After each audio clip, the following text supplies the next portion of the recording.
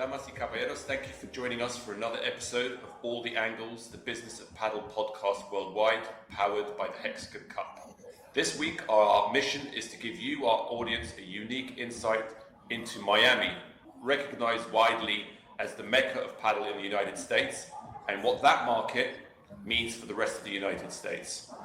I'm joined in this episode by two individuals who understand Miami as well as the US in great detail. First of all, I'm fortunate enough to welcome Julian Wortelboer, who is been involved in US tennis since the 90s, but his jobs and roles in Padel now are plentiful. He is the co-founder of Padel Smash Academy, which is the first US all things Padel platform. He is the co-founder and president of the Padel Coaches Association, and he is currently the EVP and Chief Padel Officer of Ultra Padel Club Miami. I've also, alongside him, got Marcus Jansson-Ryan, who has spent over a decade in the investment banking sector, and he's also an investor in the Padel businesses, primarily as the CEO of EEP Capital, which provides venture capital into the Padel industry, primarily in the United States. Some of his investments include Ace Padel, Bay Padel, Park Padel, Padel House out of New York, and the LA Beat franchise in the US Pro Padel League. Before we get started, if you enjoy this episode or have benefited from previous ones, please share, like, subscribe, it helps. So, without further ado, let's get started, gentlemen. Let's start with the beginning of this journey in the US and in Miami.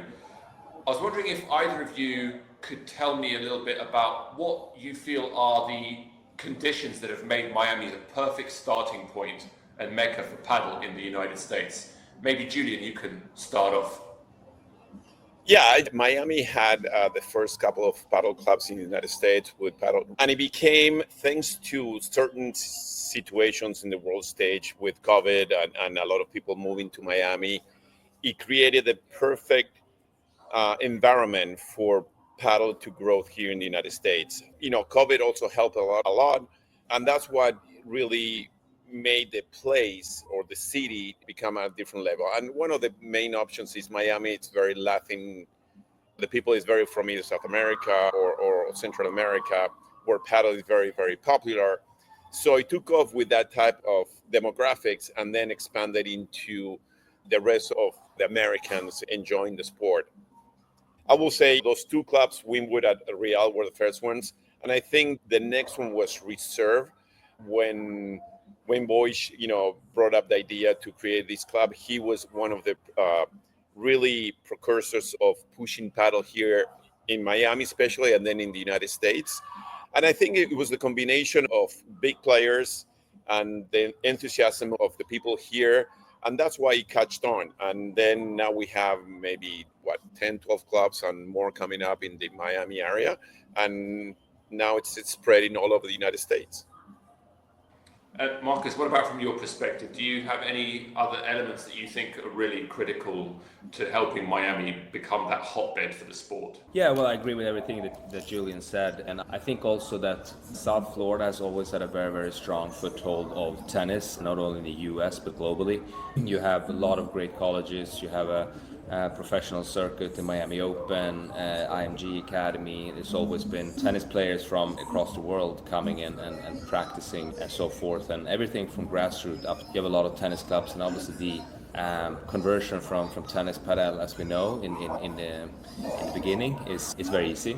So I think that factors in, and then I think a lot of people that move not only to Florida but to warmer climates move there to focus on a more of a healthy living, like to play outdoors. I think also, of course, that the outdoors, and that you can actually build clubs and have them run on an outdoor area is, of course, helpful as well. As we know, the bottleneck for a lot of cities is the access to the right real estate with the seating height and column spacing, etc. So that helps, of course, as well.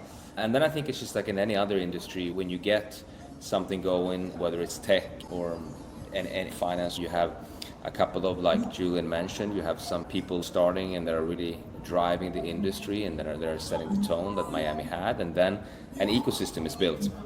And you take it from there, it becomes like a snowball effect. So now I think Miami's doing a great job. Julian, you guys at Ultra, Wayne, and we played a PPL in Miami, which is a great success at Ultra actually in May. And there's the Racket X conference that brings in thousands of people from across the world, not only for Padel, but other racket sports. There's a proper ecosystem in Miami now. I think it will take some time for any other US cities to properly catch up on. Let's talk a little bit about Ultra. Julian, I can't keep up with how many courts you guys have. Last time I checked, you had 15 outdoor and 3 indoor, but I'm convinced that that's gone up since I checked those numbers. Yes, now we're at 27 total courts. We have 11 indoors and 16 outdoors, because we have 2 kids courts, which are a great asset for the club, as well as a couple of singles courts. Yeah, it keeps growing, and then by next week we're adding another 9 in a different location. So we're opening 9 courts up in North Miami and Aventura, and by mid-November we're opening another 4 courts in the Miami Design District. So we're very excited with the projection where Padel is going, and then we're moving to the West Coast. And of course, there's the floating courts, which we shouldn't forget. Of course. Yes, and the floating courts. Now, you guys both referenced the fact that there are now a number of different clubs, either already open in Miami or about to open or expand. Is there now a feeling that Miami is beginning to segment its offering to the Padel communities, and that there are different USPs for these centers, or are we still at a point where the clubs don't really need to do that? I think now what I think is beautiful what's happening to Miami. Now you have different options on the Padel menu. You have the high-end luxury clubs, so like the Reserve. You have the ones just a little step below, more like the Ultras, where you have a massive club and different options, trying to offer a much higher quality of service. And then you have the Winwoods and the Reals and everyone else, which different pricing option and playing options. Now you have I-95, which I believe, there are 6 indoor clubs, just only indoors. You have other outdoor clubs opening up. You have Padel X as well, which is a mixture in between Ultra and Reserve. And then you have, Miami is such a massive city. At the outskirts, there are now more, in each neighborhood, there are more clubs opening. So now it's many different options and many different pricing options also for the players. And I think that's a good way for us to make Padel grow here in the Miami area or South Florida area, and also around the country. And from your point of view, Marcus, do you feel like Miami is really starting to explore the opportunities that come, as Julian said, with different offers at different price points to different communities and different consumers? Yeah, 100%. You probably have a lot of very enthusiastic Padel players that turns into Padel operators and entrepreneurs that feel that they're missing something at one club, or that something could be added, and not only offering Padel, but also whatever they feel that could be a right fit for that consumer and for that market. So like Julian said, you start seeing other venturing out and focusing very heavy on events and corporate partnership, etc., and doing that a little bit more. And then you'll have some that will also offering out other racket sports. And I think you will also see, on the other hand, probably a lot of other sports facilities and tennis clubs and country clubs, golf clubs that starts to integrate Padel on the other side as a part of their offering to increase retention rates and offering more to their members. Do you think there is now this divergence between single sport venues and multi-sport venues? It's not new, but I think what you're seeing is you've got some operators who feel that they want to offer a pure Padel experience, and others who feel like they want to mix it with pickleball, they want to mix it with squash, they want to mix it with other activities in the hope of perhaps cross-pollination. Do either of you guys have a strong sense of the pros and cons of those different models, and which do you think is going to take a better market share in the US going forward?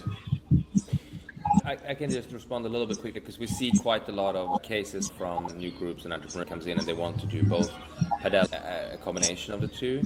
They tend to be coming from the Padel side of things. Very often there is that the space may be a little bit not too big, but they may not want to put in 10 Padel courts in a city that never have had Padel in the past. So they're starting with 5 Padel and 5 Pickle, but the idea is usually to turn them into full Padel facilities later on. But obviously Pickleball have come a little further in this country at this stage. but we're seeing quite a bit of that. I mean, I agree with Marcus completely. I mean, I think the hybrid option is an ideal way introducing paddling to the masses. A lot of country clubs, they're adding golf and tennis now. Tennis clubs, they're adding paddle and pickleball, and they're becoming racket sports. And they're finding out that that's a great way to attract a different type of membership and create more revenue for the club, which I think is fantastic. Here in the United States, you have two options: the commercial clubs and the member-owned club. And the member-owned club are the typical country club where you always had for over 100 years, golf and tennis. Now those tennis clubs are becoming more racket clubs because they're adding pickleball and paddle to it. And they're finding out that that's a great way to create more revenue and a different type of membership to those country clubs. The commercial clubs are trying to do the same thing, adding pickleball as a hybrid option and then turning those courts, those pickleball courts, into paddle.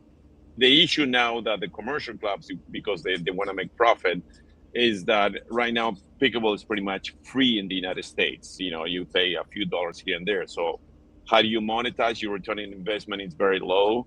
Maybe if you're indoors, it could be a little bit more exciting. But just to give an example, and now next door we have a pickleball club indoors, and they charge you $60 an hour, where we charge for an indoor paddle club $200 an hour. So that's a huge difference. And as an investor, it's a much more exciting paddle as a return on investment than pickleball nowadays. So that's the trend, but I think eventually it's going to catch on and we're going to have more and more paddle courts all over the country. This is a question we are probably going to reach at some point, but we might as well do it now considering we are talking about pickleball. Is pickleball a friend or a foe to paddle in your views? For me, it's a friend. Pickleball players get pissed when I tell them this, but I see pickleball just as a game where paddle is a sport. You need much more skills for you to learn how to play paddle compared to pickleball, but it's a great introduction game into the sport of paddle. So they come in hand, you know what I mean? And I think also, let's talk about the three, the tennis, pickleball, and paddle. I think they can live in the same ecosystem beautifully. You know what I mean? I think having a tennis, pickleball, and paddle club like Tactica has, I think it's fantastic. I think because you can offer to the members so much more options. I think from my side, I've been in this space now for some time, and a lot of LPs and investors that we meet are also asking, will Padel become big in the US? US sports is different. It's not Europe. I think that pickleball proves that you have four people who wants to go out and play a racket sport, as Julian mentioned, 2 versus 2 social game, and that creates a lot of interest and grows very, very fast. Padel has not only converted a lot of tennis players and a lot of other sports people into the sport, we will also convert a lot of pickleball players. But I think, as Julian mentioned, I think tennis, paddle, and pickle can live beautifully in one ecosystem together. And looking at how Gen Z, how they act, and how big health and well-being and exercise, that generation definitely enjoy more of going and exercising and do that as a group than go out late nights, and we see that. And so I think that's just going to continue, and I think Padel is going to catch on to that trend very, very nicely. And from both of your points of view, what is the future of Padel in Miami? There seems to be just a never-ending appetite for more courts and more play. How does Miami maintain its pole position in the US? Is it concerned? Should it be concerned about New York, California, Texas? What do you see in 5 to 10 years for Miami? Look, I call these the paddle gold rush here in the United States. Everybody see us as a good business model, and investors think, okay, sports and good return on investment, the numbers make sense. But at the end of the day, the business sense is a little bit more complex. A lot of owners, they ask me what is needed to open a club. I mean, the building of the club is the easy part.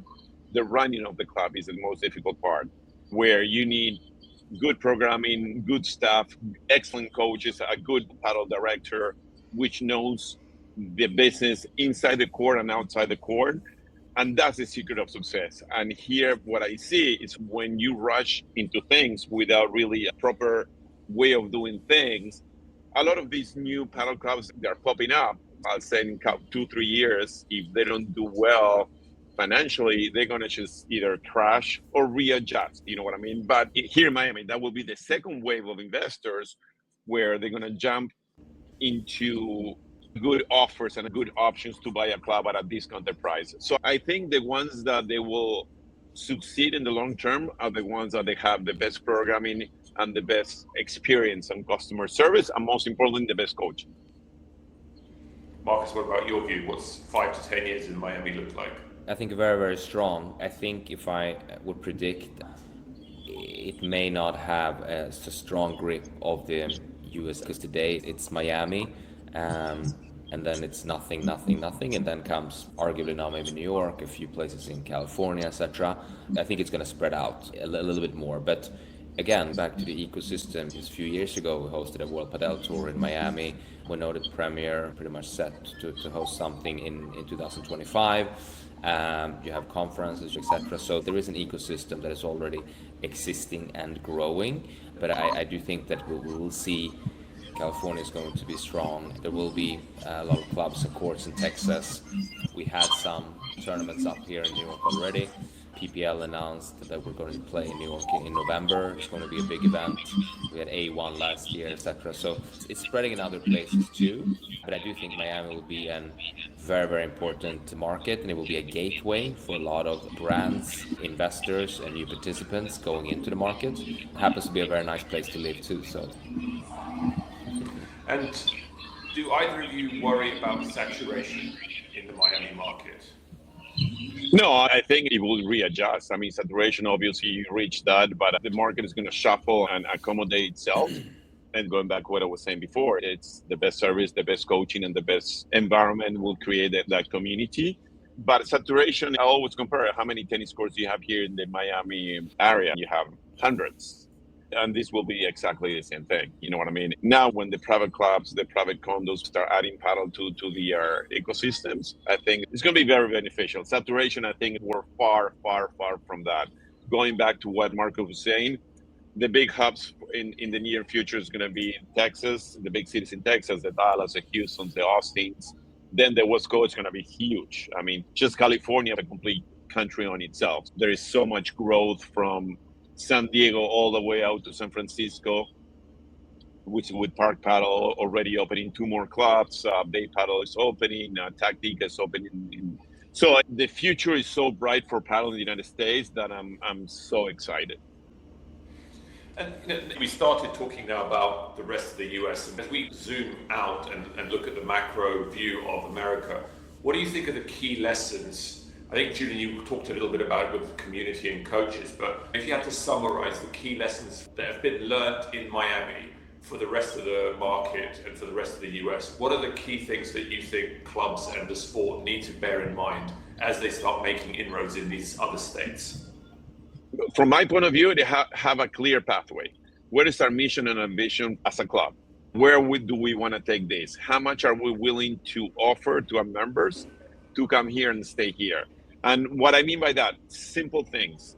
You can imagine how many people come here to the club, to Ultra, just because we have showers. Some of the clubs don't have showers. And people like to come and play and take a shower and go to work or go back home, whatever. Those little things make a big impact on the revenue of the club. We provide towels to each player. We bring you a water bottle to your court. The extra steps make a huge deal on the bottom line of each club. And those club owners, they have to have a clear pathway. How much are you willing to invest on the experience for you to create that revenue on the long term? Marcus, what about you? What are the key takeaways, key lessons? I think the key takeaway and key lessons from Miami, but also from other clubs in other markets, is that when it goes back to your question a little bit about saturation too, you need to have a very clear business plan and how you're going to execute on that.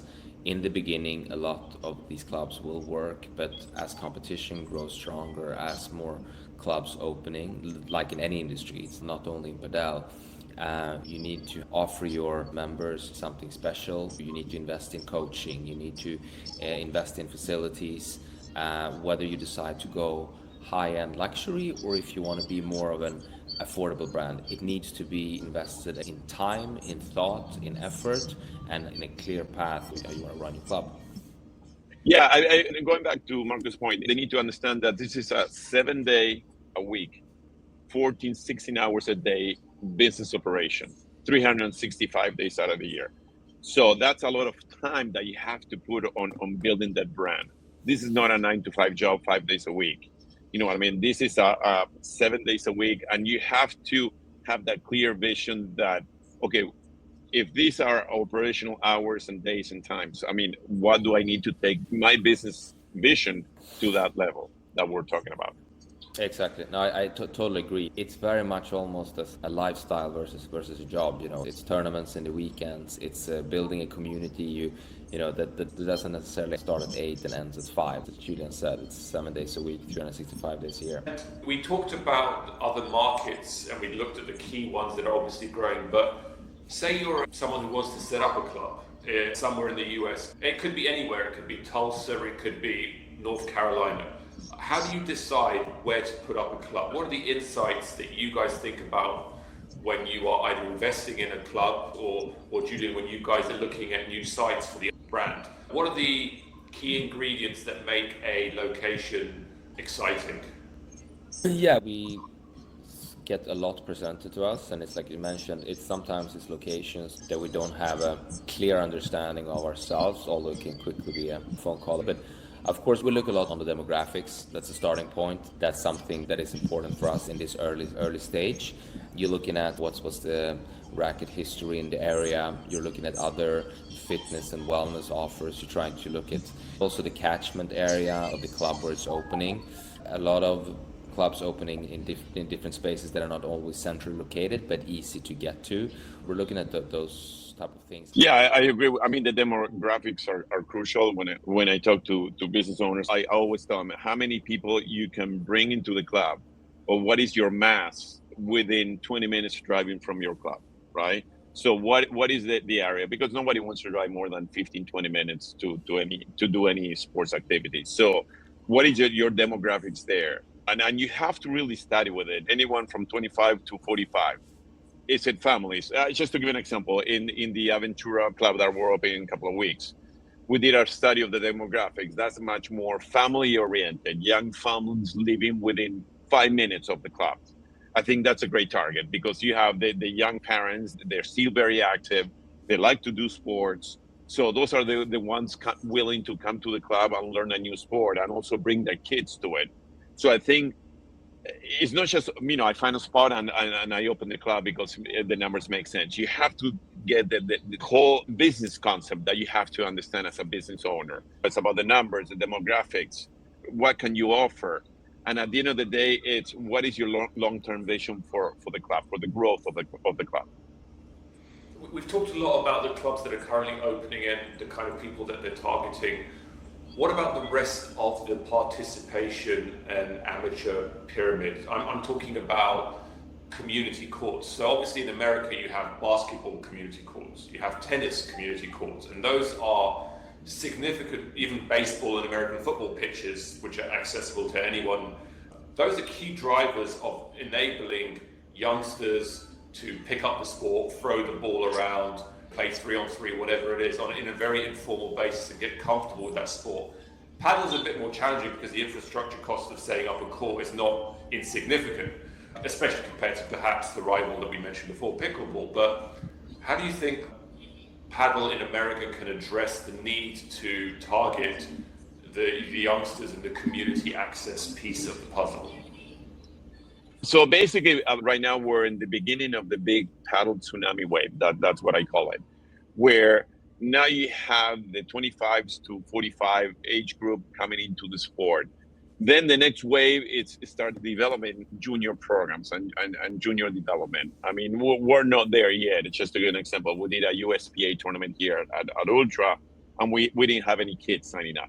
So now we're reaching out to different schools, trying to create Padel PE programs so we can bring those kids to the school. We have to start doing the hard work, start introducing people into the sport. That's the crucial aspect. And we have to be able to invest on the long-term growth of the sport.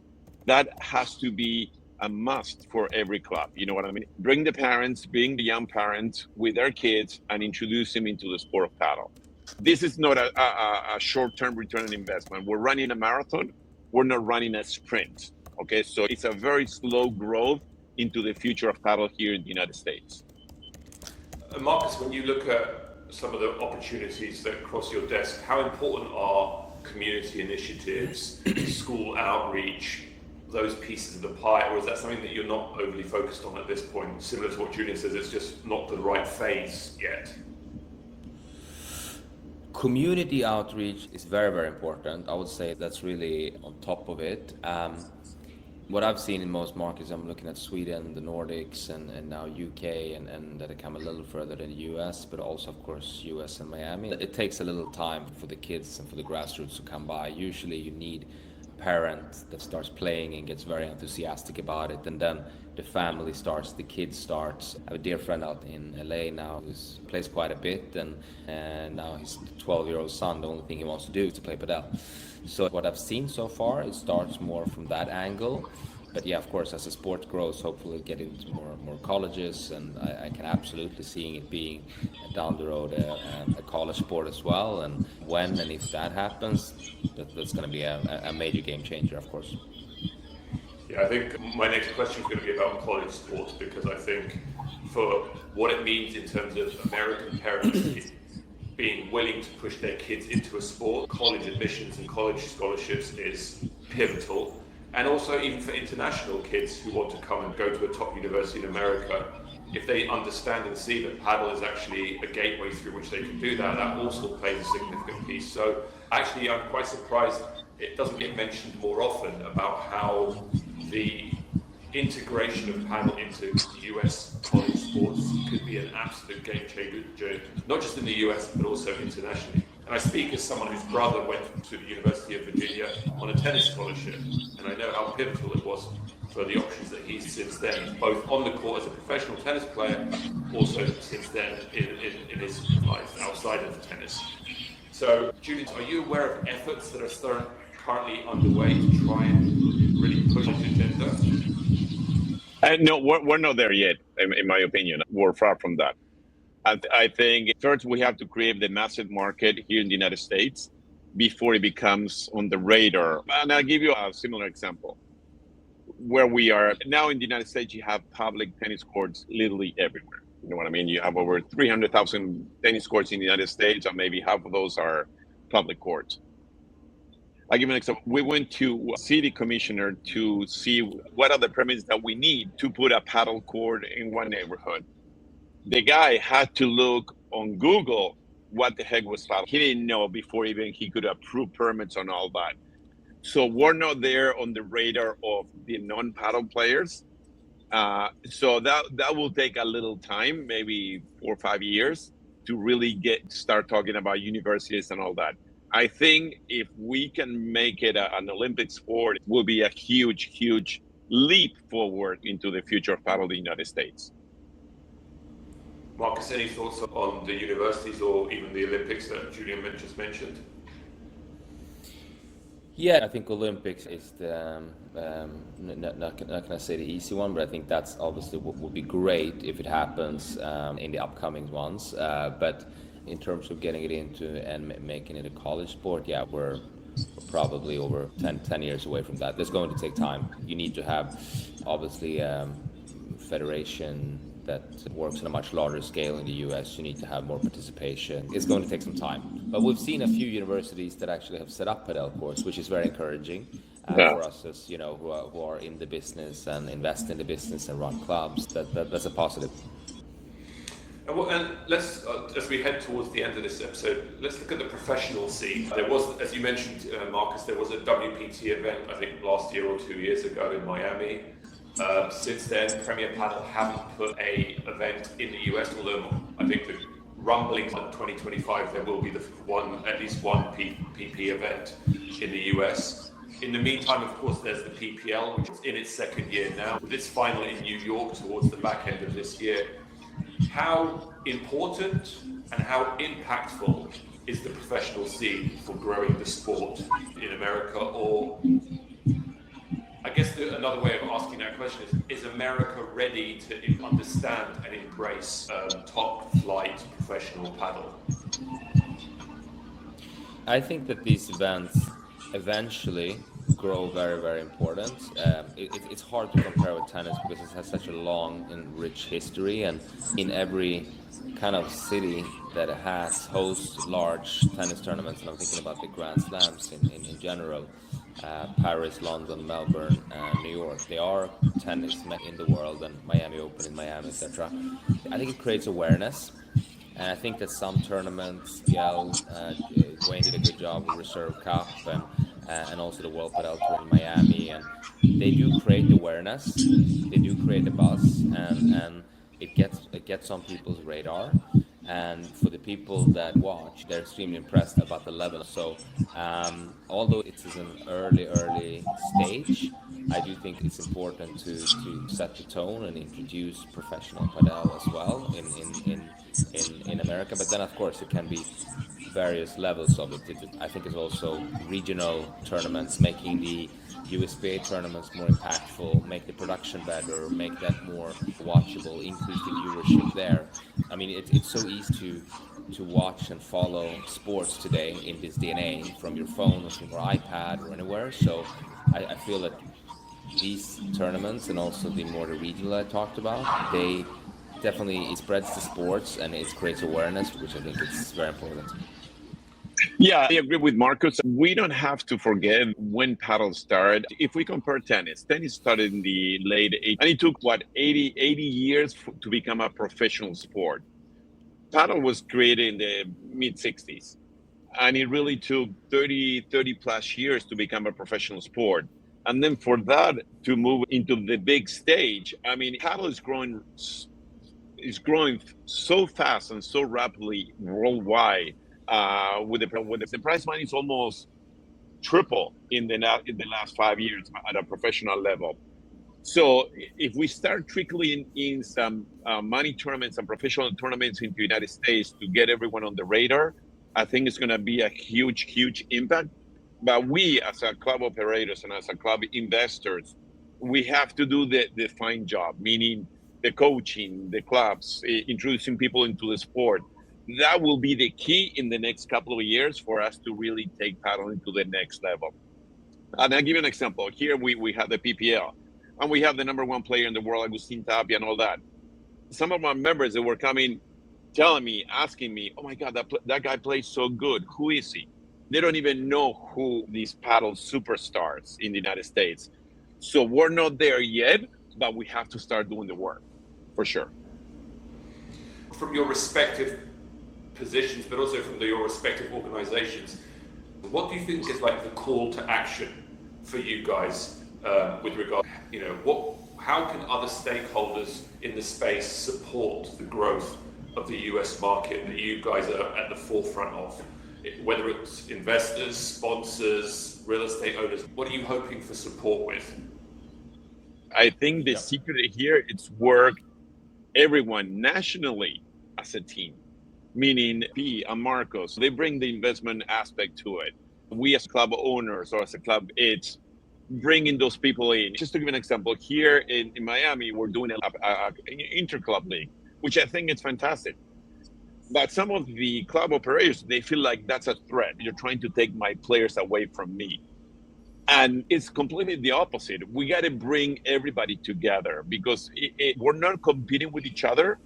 We're working with each other to make the sport grow at a faster pace. And as a club owners and as a club investment groups, we have to understand that everybody's in the same ecosystem and we need to work together to make this growth in the United States. Marcus, anything from your point of view that you feel needs to change or level up? No, I think that a strong federation is always helpful, can play a big role, and I think also seen in other markets and in both padel and tennis, not here in the US, but in other markets, how also a weak and disorganized can be a bottleneck and prevent what we talked about before, junior participation, etc., to go up. So I think USPA is on a good track. There's good things happen there, but of course there's always room for improvement on many fronts. And I think that, and then it's for guys like us who try to be in the forefront and trying to make things happen and grow the sport, to activate other people in the business industries, real estate, as you mentioned, etc.